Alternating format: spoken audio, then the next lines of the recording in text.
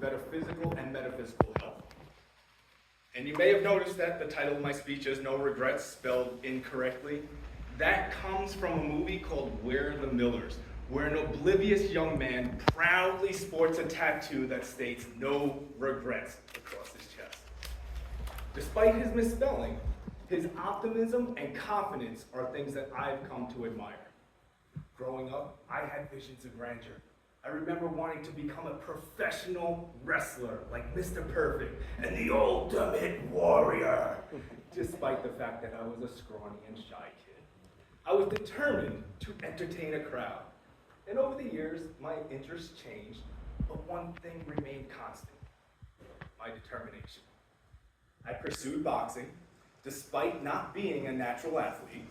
I didn't let that stop me from being better than who I was. And I learned that persistence pays off. I didn't just learn how to fight, I was learning about resilience, discipline, and the importance of challenging myself. And then when my journey took me in another direction, I went into Brazilian Jiu-Jitsu. And if I didn't think I was good at boxing, I knew I was terrible at BJJ. It was a challenge for me. I felt like I was the worst guy on the mats. And it seemed like the only thing I was learning was how to tap out faster and faster. But what I was really learning was that even the worst guy on the mats was better off than someone who doesn't train martial arts at all. When my friends would come and challenge me, because that's what young men do, I was able to easily subdue them with my limited BJJ skills. And I did take on a few competitions, and I never won a single match, but I still did something that others wouldn't dare to do.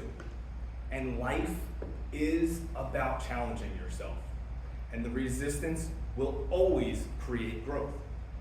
And I like to gallivant. So I joined an MMA gym, and in just 2 weeks later, I was taking on my first boxing match. I wasn't in shape, and I wasn't prepared, but I wanted to support a new team member who said no one else was going. Funny enough, he never showed up. And I got paired up against an experienced kickboxer. To my surprise, I won that match convincingly. And that victory taught me that challenges, even those taken on short notice, are worth taking. It was a testament to seizing the opportunity and believing in oneself. Funny enough, through the power of the internet, I met some guys that used to do backyard wrestling, but they dreamed of getting a professional ring and becoming a real promotion. So I jumped at the opportunity of joining in with them.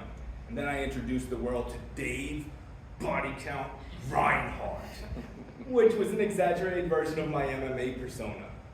And it was incredible to be able to perform and chase after a dream I had since childhood.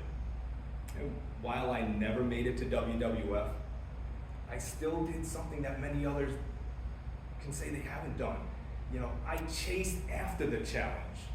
And I enjoyed the moments, the good and the bad, and I lived without regrets. Now, later in life, my wife and I, we moved to beautiful San Diego.